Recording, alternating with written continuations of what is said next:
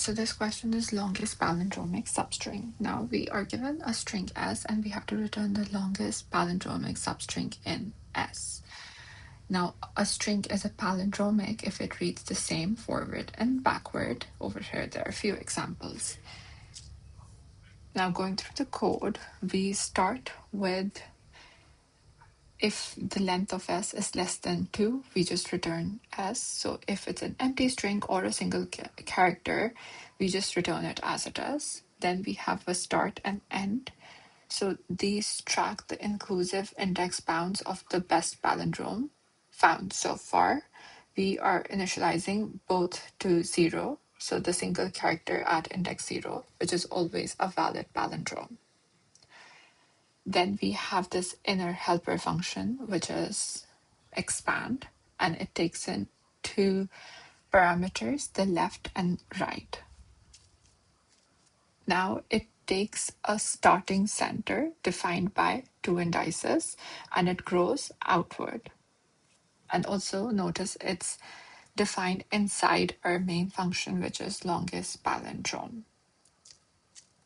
Now the three conditions over here are that if left is greater than or equal to 0, which means we have not fallen off the left edge, then if right is less than the length of S, which means we have not fallen off the right edge, and if S of left is equal to S of right, so the characters still mirror each other, we move length -1 and right forward, which is +1. And then over here, yeah, we move both the pointers outward. And then over here, the loop only exits after L and R, so left and right, have moved one step too far.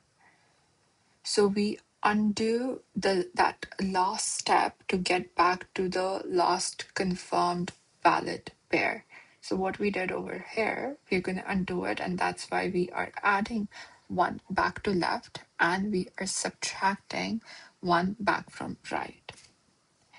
Now we have the main loop, which is we are iterating through the length of this substring which was given, and we are treating every index that we iterate through as a potential center. So that's why we are using the function that we declared over here, which is expand.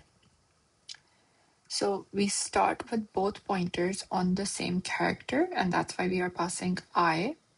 And if it's an odd length palindrome, so for instance, if it's ABA with a single character in the middle, in that case, since L, your left, will be equal to right, the first comparison is if S of I is equal to S of I, which is true. So it will always expand at least once. And then your R1 and your L1, which is right and left, it's the width -1. So you are comparing it to end minus start, which tells us whether this beats the current best.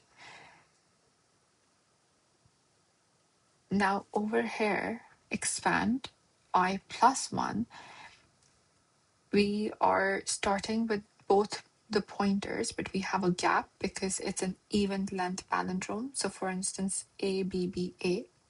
So there is no single middle character.